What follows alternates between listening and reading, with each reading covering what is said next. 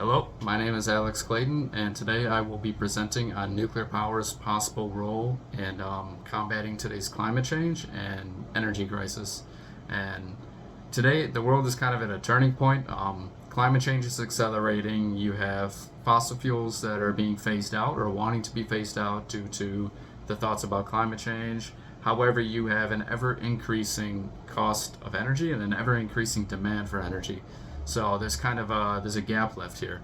And while many people believe that wind power, solar power, geothermal, hydroelectric can replace this, they're not always very reliable, and they don't yet have the capability to completely replace the energy gap that is going to be left by fossil fuels. So in this speech, I'm going to make the case that nuclear energy is the best alternative energy source against fossil fuels.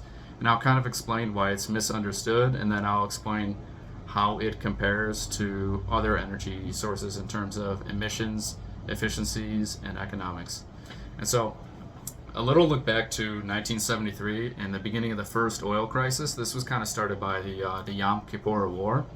And so during this, a lot of Arab nations, or so OPEC, cut off oil supplies to the United States in protest to America's support in the Yom Kippur War, and just kind of made America realize that they're at threat to energy influence across the world. And so there were large lines at gas stations. There were skyrocketing energy prices.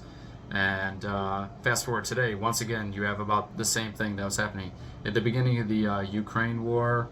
Tensions between Russia and America, skyrocketed oil prices, and skyrocketed energy prices. And add on to this a movement against fossil fuels due to climate change across the world, and you have a problem in energy demands.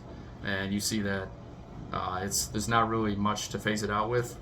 And fossil fuels today supply 80% of the world's energy still. So, what is nuclear energy? I'll kind of explain it here in a very basic term. So you have a reactor inside of a nuclear plant, and the reactor is filled with fuel rods. And so in these fuel rods are uranium pellets, and in these uranium pellets there are atoms that are being split.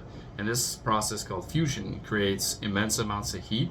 And so how any power plant works, this heat heats up water, and this water turns into steam, which runs a turbine. And so this turbine, it uses conduction to create electricity. And so you can kind of see that like a fossil fuel plant would be burning coal or burning natural gas to heat up water to spin a turbine, but nuclear power doesn't. So this process has limited to no carbon output. And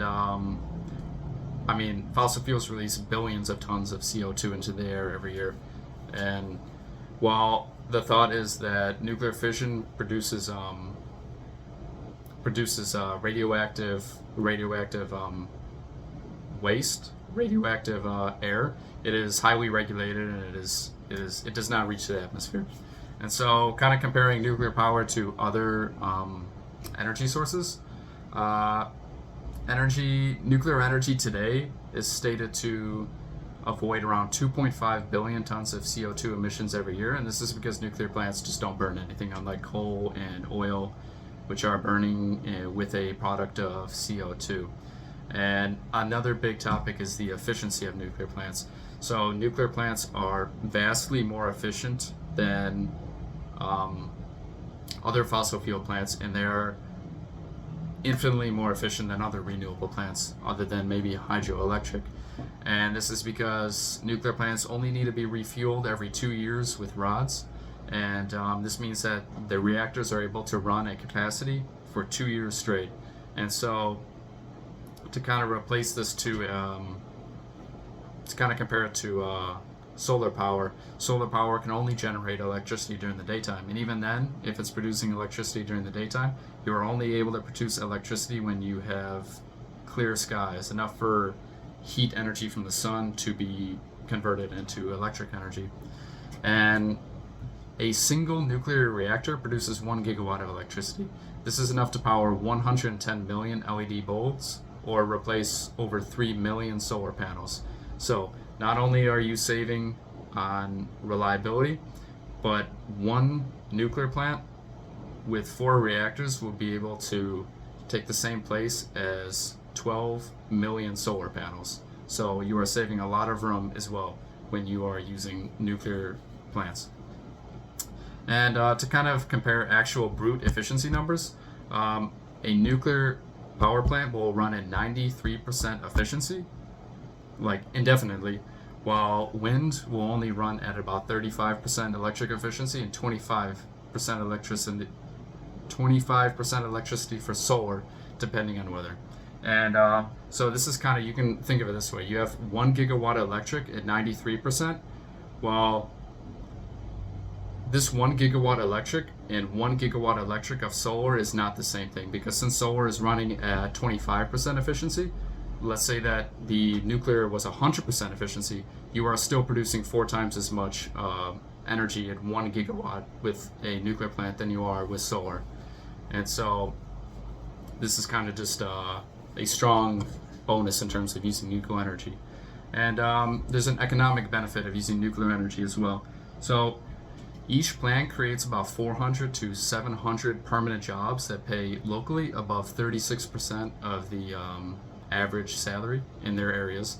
And during their construction, they employ up to 7,000 workers, and this construction takes place over about 10 years. And in total, the U.S. nuclear industry supports $11 billion in labor spending nationally, and this is all in my report. I have everything cited, and you can look at it in the report. And in short term, nuclear energy offers good, well above well-paying jobs, strong infrastructure, and community investment. Kind of some opposition to nuclear, and I'm going to talk about kind of myths and misunderstandings. We're going to talk about disasters such as Chernobyl and Fukushima, and these disasters were tragic in how they happened, but they did not happen because nuclear is unsafe. They happened due to outdated designs and poor regulations. So today's nuclear plants use advanced safety systems, automatic shutdowns, and reinforced containments. And also remember that fossil fuels are also very unsafe. Fossil fuels kill over 1 million people every year from pollutions, while nuclear accidents are rare and highly controlled. And by 1 million people, I'm talking in the plants, in fossil plants. This isn't even talking about the deaths due to CO2 in the atmosphere. It's talking about transportation. It's talking about the mines, the coal mines. It's very dangerous. The other argument against nuclear power is nuclear waste. And while yes, nuclear waste is radioactive, most of the waste is stuff that you don't really think about. 90% of nuclear waste is low-level things like gloves, tools. When you go into a nuclear plant, if you bring a tool from inside the radioactive zone, outside the radioactive zone, it immediately is considered as nuclear waste. And there's a very lax understanding for nuclear waste. However, there is high-level nuclear waste, which is about 10%, and this is transported in lead vehicles to high-level containment facilities deep underground the nuclear plant, or deep inside a mountain, and it will not react with the atmosphere, and it will not react with people. And the final argument kind of against nuclear power is that it is a very high cost. Nuclear plants are pretty expensive to build. It's up to $12,000 per kilowatt produced. So when a nuclear plant is producing power, the cost of its construction is about $12,000 per kilowatt. Let's say it's producing a gigawatt at a time, it costs about $12,000 per kilowatt. So, and this is compared to about $1,000 for solar. So solar is about 12 times cheaper in that regard, in that statistic, but their fuel and maintenance costs over time are much lower than solar and wind. So they can produce far more energy in the long term than renewables of the same size. And so and there's also new technology like modular reactors and microreactors. And what they want to do are take micro-nuclear reactors and put them in places like a hospital. They would have a micro-nuclear reactor underneath of it, and it would power the entire hospital almost indefinitely. And it would need to be refueled maybe once every couple years.